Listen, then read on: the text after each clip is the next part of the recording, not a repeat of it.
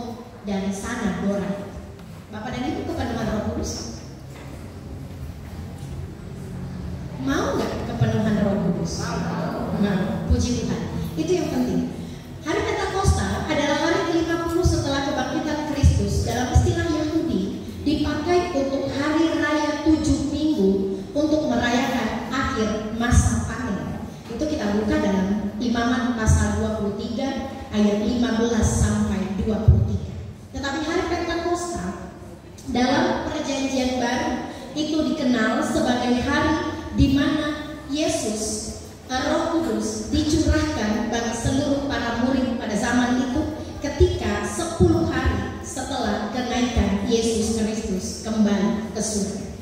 Ditandai dengan ayatnya yang kedua, tiba-tiba turunlah dari langit suatu bunyi seperti tiupan angin keras yang memenuhi seluruh rumah di mana mereka duduk. Lambang teofani, penampakan Roh Kudus, Allah Roh Kudus yang pertama itu seperti tiupan angin keras. Seperti itu digambarkan, dianalogikan, diceritakan pada masa Pentakosta itu seperti sebuah tiupan angin keras. Tadi malam ada tiupan angin yang cukup kencang. Kira-kira begitulah pada zaman itu. Seperti tiupan angin keras, di situ ditandai dengan kehadiran Yesus. Kehadiran Roh Kudus. Seperti tiupan angin keras, ditandai dengan seperti tiupan angin keras. Begitulah kedatangan Roh Kudus yang dicurahkan bagi para murid, para rasul, dan orang-orang saleh pada saat itu. Dan tanda yang kedua di ayatnya yang ketiga, dan tampaklah kepada mereka lidah-lidah seperti nyala api. Lidah-lidah bertebaran di atas kepala para murid seperti nyala api. Dia lidah-lidah kalau Bapak dan Ibu menyalakan api, yang keluar itu kan lidah api, lidah-lidah api. Lidah-lidah seperti itu, tetapi bukan api, seperti lidah-lidah api. Itu adalah baptisan Roh Kudus yang pertama yang diberikan oleh Yesus, oleh Allah dalam nuansa hari pencurahan Roh Kudus. Ditandai dengan itu. Jadi benar-benar bahwa ini bukan sekedar dongeng, ini bukan sekedar hoax, tetapi nuansa kedatangan Roh Kudus yang dicurahkan pada hari Pentakosta itu benar-benar terjadi. Hari ke-50 setelah kebangkitan dan hari yang ke-10 setelah kenaikan Yesus Kristus kembali ke surga. Benar-benar hadir, benar-benar ada, seperti tiupan angin keras dan seperti lidah-lidah seperti nyala api. Sehingga ketika para murid menerima kuasa itu, para murid menjadi orang-orang yang dipenuhi oleh Roh Kudus. Ada transformasi iman yang dilakukan oleh para murid. Mulai dari ayatnya yang keempat hingga ayatnya yang ke-12. Para murid pada saat itu, ayat 4, maka penuhlah mereka dengan Roh Kudus, lalu mereka mulai berkata-kata dalam bahasa-bahasa lain seperti yang diberikan oleh Roh itu kepada mereka untuk mengatakannya. Ada transformasi iman, transformasi tindakan yang dilakukan oleh para murid ketika mereka dipenuhi oleh Roh Kudus. Awalnya mereka ketakutan karena Yesus mati, Yesus bangkit, lalu Yesus kembali ke surga. Siapa yang akan menolong mereka? Tetapi ketika tiupan seperti tiupan angin keras dan lidah-lidah seperti nyala api hinggap di atas semua para murid, mereka yang tadinya takut berubah transformasi iman menjadi orang yang mampu bersaksi tentang perbuatan-perbuatan Allah dengan bahasa-bahasa yang dimiliki oleh orang-orang pada zaman itu.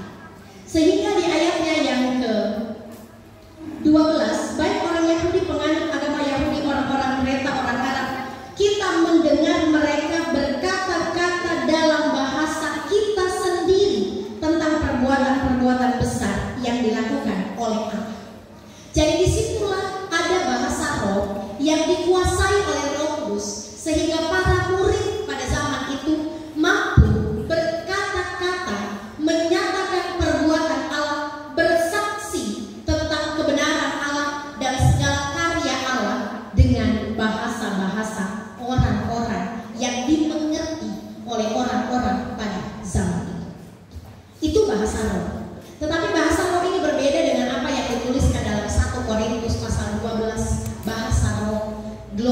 kalian bahasa-bahasa yang biasanya kita dengar oleh beberapa aliran-aliran agama dan aliran-aliran kepercayaan di sekitar kita.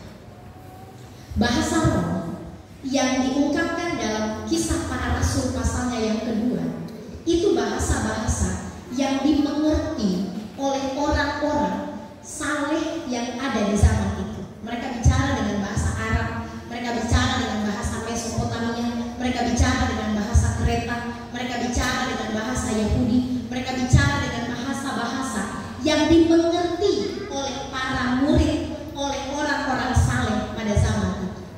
Kira-kira kalau saya yang bukan orang saleh, tiba-tiba saya bisa berkata-kata dengan bahasa Saluan lancar jaya, maka kira-kira seperti itulah adanya. Lalu orang-orang bisa berbahasa Batak dengan fasih, bisa berbahasa Toraja dengan fasih, bisa berbahasa Sangir dengan fasih. Itu waktu itu kita dipenuhi oleh kuasa Roh Kudus. Begitu yang terjadi dengan kisah hari Pentakosta, hari ke-50 dalam ketuanan Roh Kudus. Sehingga apa yang disampaikan oleh para murid dimengerti oleh orang-orang saleh. Mereka tahu bahwa yang disampaikan adalah perbuatan-perbuatan Allah, kesaksian tentang kasih Allah yang besar dalam kehidupan orang-orang percaya pada saat itu. Sehingga bahasa roh diterima kalau ada yang menafsirkan dan tahu apa yang dibilang.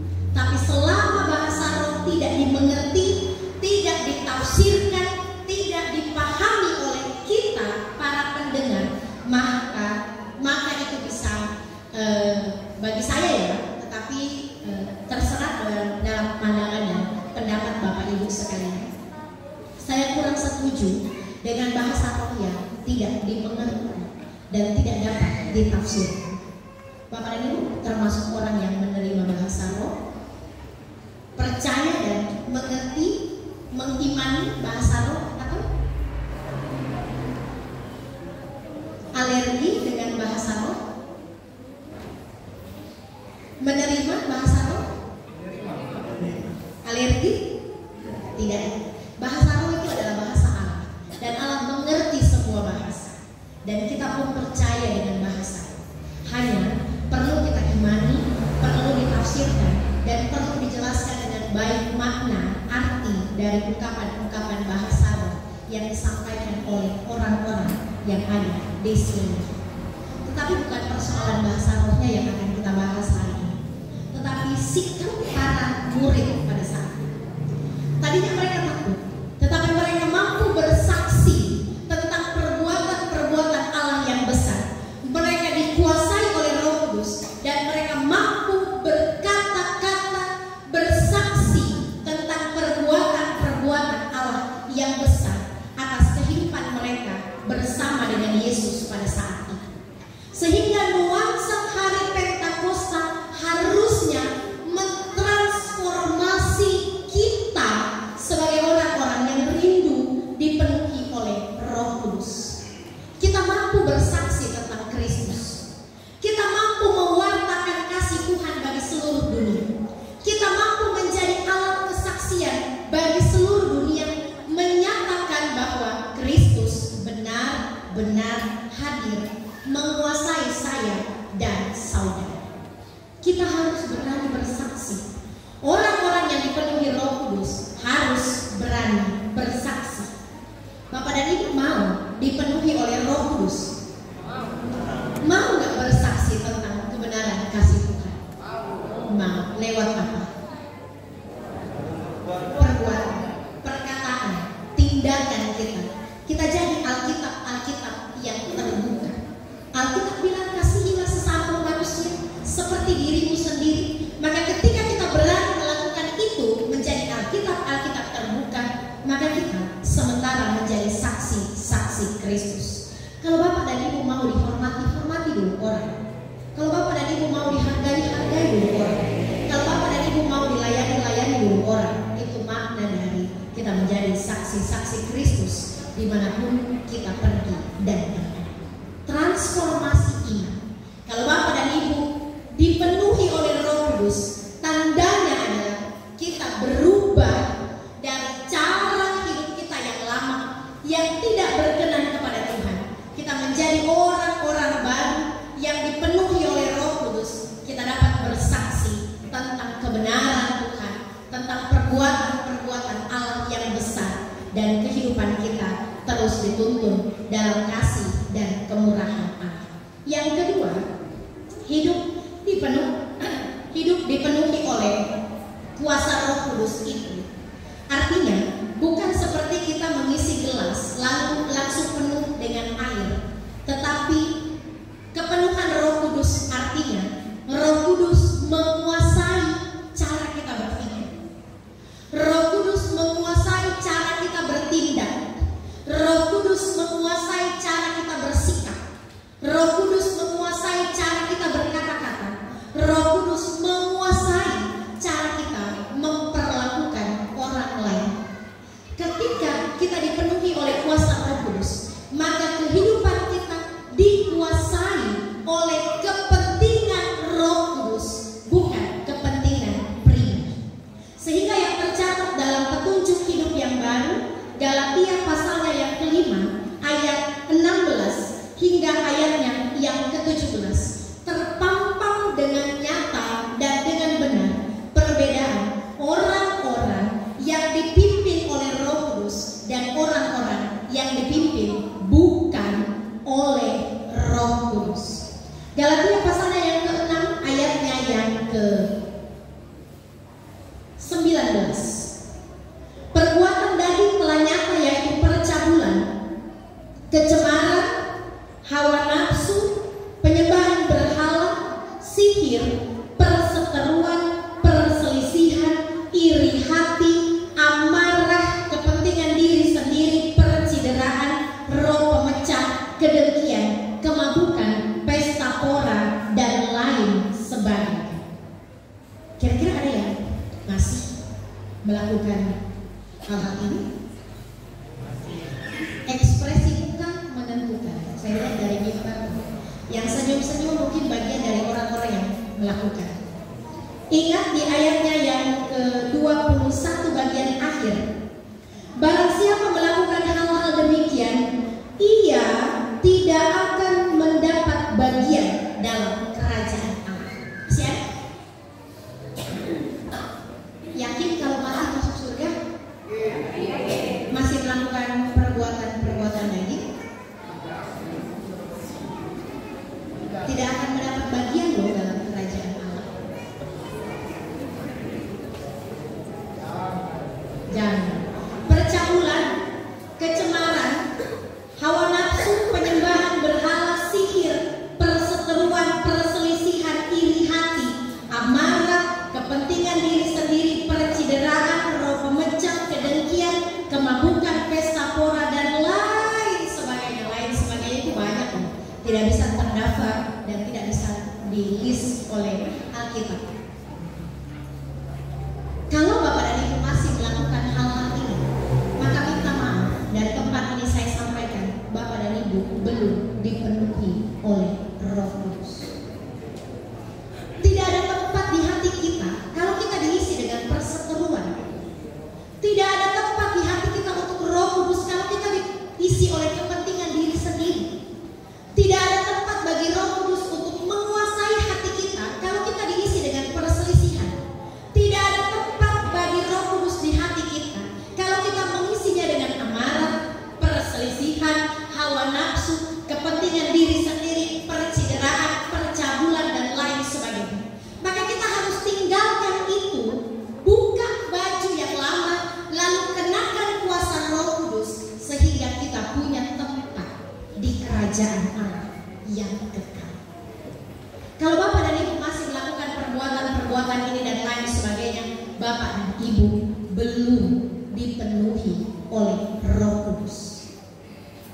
Tanda Bapak dan Ibu dipenuhi oleh Roh Kudus, kebalikannya di ayat 22-23. Buah roh ialah kasih, sukacita, damai sejahtera, kesabaran, kemurahan, kebaikan, kesetiaan, kelemah lembutan, penguasaan diri. Saya ingat beberapa bulan atau beberapa tahun yang lalu, SSO 2 tahun di sini.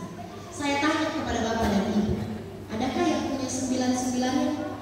Ini sudah Pentakosta yang kedua bersama keluarga besar Jemaat Tasik Tigariaso. Sudahkah bertambah? Dari 9 sudah jadi berapa? Dari 9 sudahkah Bapak Ibu punya semua? Aduh, berarti belum penuh-penuh di Roh Kudus. Bocor barangkali ini gelas. Tidak penuh-penuh di Roh Kudus menguasai kehidupan kita. 7, hampir setengah. 6, 5, 4, 3, 2, 1. Tidak ada. Apa bahaya ini? Bapak dan Ibu melakukan kecemaran, perselisihan, iri hati, kedengkian, kepentingan diri sendiri, lalu tidak punya sedikit pun Roh Kudus. Lalu ngapain kita datang ke gereja?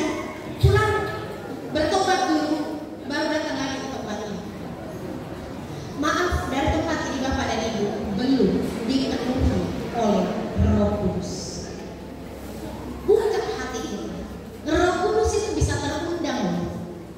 Roh Kudus bisa datang. Kalau pintu dibuka, Roh Kudus datang. Tapi kalau pintu hati kita tertutup, bagaimana caranya Roh Kudus datang menguasai diri kita?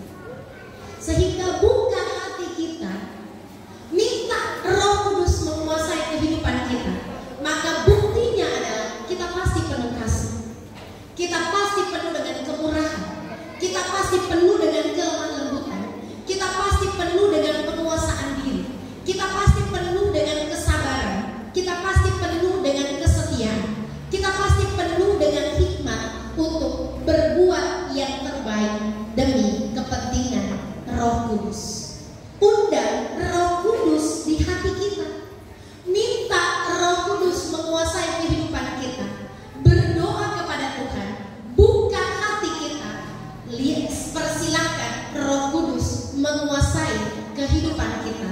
Maka hidup kita dituntun dan dipimpin oleh kuasa Roh Kudus. Bapak dan Ibu mau dipenuhi oleh Roh Kudus. Tinggalkan kedagingan, tinggalkan amarah, sehingga ada tempat bagi Roh Kudus di hati kita. Tapi kalau hati kita penuh dengan kedengkian, di mana tempatnya Roh Kudus mau hinggap? Hati kita penuh dengan kepentingan diri sendiri, di mana Roh Kudus mau hinggap? Kalau hati kita penuh dengan percaulan, hawa nafsu, sirik, iri hati dan lain sebagainya, kapan Roh Kudus punya tempat menguasai kehidupan kita? Berani tanggalkan keinginan duniawi, lepaskan itu, dan biarlah Roh Kudus menguasai kehidupan kita.